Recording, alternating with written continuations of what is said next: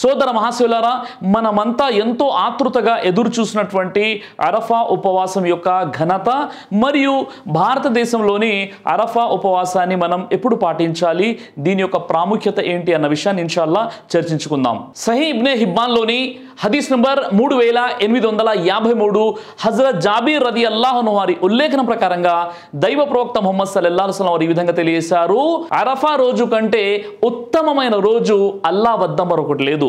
ఆ రోజు అల్లా సుబ్హానహు వ తఆలా సమీప ఆకాశానికి దిగి వస్తాడు.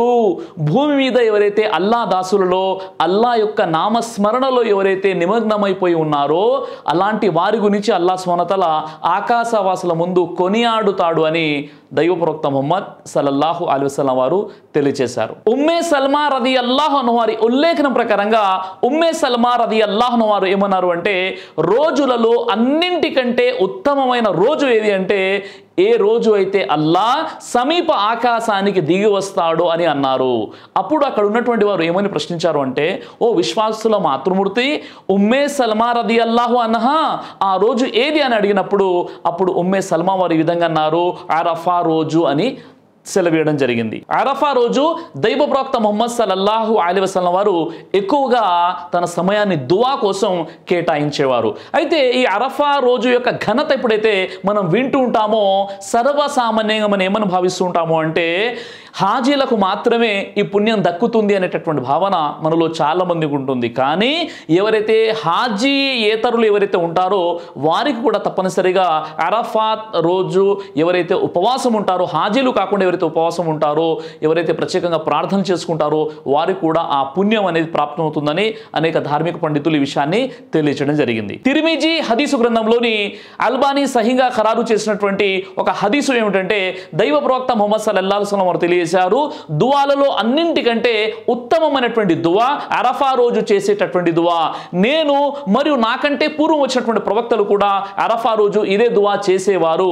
ఆ దువా ఏమిటంటే, లా ఇలాహ ఇల్లల్లాహు వహదహు లా షరీక లా లహుల్ ముల్కు వ లహుల్ హమ్దు వ హువ అలా కుల్లి షైఇన్ ఖదీర్ అనేటటువంటి దువా యొక్క ఘనతను దైవ ప్రవక్త ముహమ్మద్ సల్లల్లాహు అలైహి వసల్లం వారు తెలియజేశారు. మరి ఈ దువా యొక్క అర్థం ఏంటి? అల్లాహ్ తప్ప మరొక ఆరాధ్య దేవుడు ఎవ్వరూ లేరు, ఆయన ఏకైకుడు మరియు ఆయనకు భాగస్వాములు ఎవ్వరూ లేరు.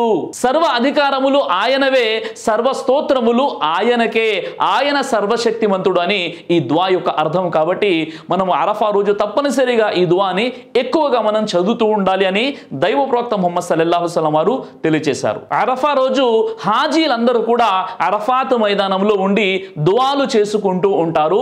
వారి కోసం ఉపవాసం రోజా అనేది ఉండదు. కానీ సౌదీ అరబులోని ఎవరైతే హాజీలు కాకుండా అక్కడ ఉన్నటువంటి చుట్టుప్రక్కల ఉన్నటువంటి వారు ఎవరైతే ఉంటారో హాజీలు కాకుండా ఉన్న వారందరి కోసం కూడా ఆ రోజు రోజా అనేది ఉపవాసం అనేది ఉంటుంది. అయితే హాజీలు అరఫా యొక్క మైదానంలో ఎప్పుడు ఉంటారు అంటే జిల్హిజ్జా 8వ తేదీ ఉంటారు. ఆ 8వ తేదీ హాజీలు అందరూ కూడా అరఫా మైదానంలోని దువా చేస్తూ ఉంటారు.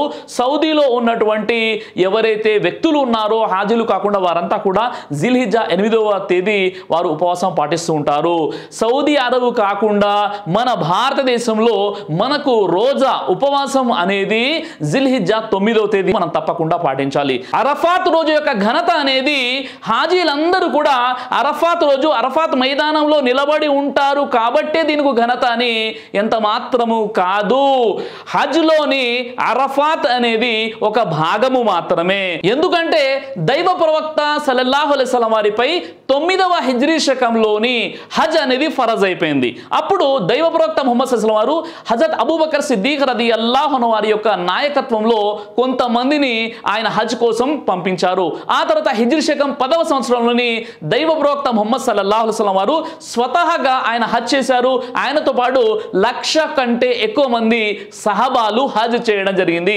ఇక్కడ తెలుసుకోవాల్సినటువంటి విషయం ఏమిటి అంటే 9వ హిజ్రీ శకంలో ప్రవక్త ముహమ్మద్ సల్లల్లాహు అలైహి వసల్లం వారిపై హజ్ విధి చేయడం జరిగింది. కానీ అంతకంటే ముందు నుండే కదా అరఫా రోజు యొక్క ఘనత గురించి చెప్పడం జరిగింది. కాబట్టి అరఫా రోజు హాజీలు అక్కడికి వెళ్తారు. సహీ ముస్లింలోని హదీస్ నంబర్ 1000 1348లోని హజరత్ ఆయిషా రదియల్లాహు అన్హా వారి ఉల్లేఖనం ప్రకారంగా దైవ ప్రవక్త ముహమ్మద్ సల్లల్లాహు అలైహి వసల్లం తెలియజేశారు, అల్లా అరఫాతు రోజున తన దాసులను నరకాగ్ని నుండి దూరం చేసినంతగా మరే రోజు కూడా అంతగా చేయడు అని దైవ ప్రవక్త ముహమ్మద్ సల్లల్లాహు అలైహి వసల్లం వారు తెలియజేశారు. ఇక అలాగే అరఫా రోజున అల్లా సుబ్హానహు వ తఆలా భూమికి సమీపంగా ఉన్నటువంటి ఆకాశానికి దిగి వస్తాడు. తన దూతలతో అల్లా సగర్వంగా తన దాసుల గురించి కొనియాడుతూ ఇలా అంటాడు, ఈ నా దాసులు ఏమి కావాలని వేడుకుంటున్నారు అని అల్లా అంటాడు అని దైవ ప్రవక్త ముహమ్మద్ సల్లల్లాహు అలైహి వసల్లం వారు తెలియజేశారు. అంటే అరఫాతు రోజున దైవము తన దాసులు ఎవరైతే షిర్క్ చేయకుండా చిన్న చిన్న పాపాలు చేసి ఆ పాపాల కారణంగా వారు ఎవరైతే శిక్షలు అనుభవిస్తుంటారో నరకంలో, అలాంటి దాసుల్ని అరఫాత్ రోజున అత్యధిక సంఖ్యలో వారిని బయటికి తీయడం జరుగుతుంది. ఆ రోజు తీసినంతగా ఏ రోజు కూడా ఆ దాసులకు పాపక్షమాపణ జరగదు అని ఆయిషా రదియల్లాహు అన్హా వారి ఉల్లేఖనంలో ఈ హదీస్ మనకు కనిపిస్తుంది. సహీ ముస్లిం హదీస్ నంబర్ 1162 దైవ ప్రవక్త ముహమ్మద్ సల్లల్లాహు అలైహి వసల్లం వారు ఈ విధంగా తెలియజేశారు, అరఫా రోజు యొక్క ఉపవాసం ఎవరైతే పాటిస్తారో ఆ ఉపవాసము గడిచిపోయిన 1 సంవత్సరం యొక్క పాపాలకు మరియు రాబో 1 సంవత్సరం యొక్క పాపాలకు పరిహారంగా ఉంటుందని నేను అల్లాహ్తో ఆశిస్తున్నాను అని దైవ ప్రవక్త ముహమ్మద్ సల్లల్లాహు అలైహి వసల్లం వారు తెలియజేశారు. అంటే ఎవరైతే చిత్తశుద్ధిగా అరఫా రోజు ఉపవాసాన్ని పాటిస్తారో వారి యొక్క గతించిన 1 సంవత్సరం పాపాలు, రాబోయే 1 సంవత్సరం యొక్క పాపాలు క్షమించబడతాయి అని దైవ ప్రవక్త ముహమ్మద్ సల్లల్లాహు అలైహి వసల్లం వారు తెలియజేశారు. అయితే ధార్మిక పండితులు అలమాలు ఈ విషయానికి సంబంధించి చెప్పిన విషయం ఏంటంటే అది గునాయే కబీరా కాదు, గునాయే సగీరా అని చెప్పారు. అంటే మహాపాపాలు ఏవైతే ఉంటాయో ఆ మహాపాపాలు ప్రాయశ్చితం తౌబాతో మాత్రమే క్షమించబడతాయి. ఇప్పుడు ఈ అరఫా సందర్భంగా గతించిన 1 సంవత్సరం, రాబోయే 1 సంవత్సరం యొక్క పాపాలు ఏవైతే ఉన్నాయో అవి గునాయే సగీరా, అంటే మనిషి ద్వారా జరిగే చిన్న చిన్న పొరపాట్లు, తప్పులు ఏవైతే ఉంటాయో వాటి గురించి అని ధార్మిక పండితులు తెలియజేశారు. కాబట్టి సోదర మహాశివులారా, ఇది మహోన్నతమైనటువంటి రోజు అరఫాత్ రోజు. కాబట్టి ఈ అరఫా యొక్క రోజా తప్పనిసరిగా మనం పాటించాలి. కానీ ఎవరైతే లేదండి జిల్హిజ్జా 8వ తేదీ హాజీలందరూ కూడా అరఫా మైదానంలో ఉంటారు, మరి మేము జిల్హిజ్జా 8 మరియు 9 కూడా ఉపవాసాలు పాటిస్తాము అంటే నిజంగా అలా పాటించాలని ఎక్కడ కూడా లేదు. కానీ ఎవరైనా అలా పాటించినా కూడా అది తప్పు ఏమీ కాదు. ఎందుకంటే జిల్హిజ్జా 10 రోజులు కూడా ఉపవాసాలు పాటించాలని కూడా దైవ ప్రవక్త ముహమ్మద్ సల్లల్లాహు అలైహి వసల్లం వారు తెలియజేశారు. మనకు ఉత్తమం ఏంటంటే మనం జిల్హిజ్జా 9వ తేదీ ఈద్ కంటే ఒక రోజు ముందు, బక్రీద్ కంటే ఒక రోజు ముందు ఇన్షాల్లా జిల్హిజ్జా 9వ తేదీ మనం ఉపవాసం పాటించాలి, అరఫా ఉపవాసం. లేదండి అని ఎవరైతే వాదిస్తూ ఉంటారో ఒకవేళ వారు 8, 9 ఉన్నారనుకున్నా అది కూడా పెద్ద పొరపాటు ఏమీ కాదు. కాబట్టి అల్లాహ్ సుబ్హానహు వ తఆలా మనందరి కూడా అరఫా ఉపవాసాన్ని పాటించేటటువంటి సద్బుద్ధిని ప్రసాదించుగాక. ఆమీన్ యా రబ్బుల్ ఆలమీన్. దైవ ప్రవక్త ముహమ్మద్ సల్లల్లాహు అలైహి వసల్లం వారు తెలియజేశారు, కడుపుకు సంబంధించినటువంటి అన్ని రకాల వ్యాధులకు అద్భుతమైనటువంటి ఔషధం తల్బీనా. ఇది దైవ ప్రవక్త వారి సున్నత్. మంచి ఆహారం, ఇమ్యూనిటీ బూస్టర్, ఇందులో షిఫా ఉంది. ఇది మంచి ఔషధంగా కూడా పనిచేస్తుంది. కాబట్టి పిల్లలు అయినా పెద్దలు అయినా ఎవరైనా దీనిని ఉపయోగించవచ్చు. అలాగే ఖురాన్లో దైవం తెలియజేశాడు, తేనెలో మీకు స్వస్థత ఉంది అని. కాబట్టి స్వచ్ఛమైనటువంటి తేనె కోసం మీరు సంప్రదించండి. అలాగే షాహీ హల్వాను మీరు తప్పనిసరిగా ఉపయోగించి మీ దాంపత్య జీవితంలో మంచి అనుభూతిని పొందండి. ఇందులో ఎలాంటి సైడ్ ఎఫెక్ట్స్ లేవు. ఇది కంప్లీట్గా హెర్బల్ ప్రొడక్ట్స్తో తయారు చేయబడినటువంటిది. కాబట్టి ఇక్కడ కనిపిస్తున్నటువంటి ఈ నెంబర్స్కి కాల్ చేసి మీరు ఇప్పుడే ఈ ప్రోడక్ట్ని ఆర్డర్ చేసుకోవచ్చు. కొరియర్ ఫెసిలిటీ కూడా ఉంది.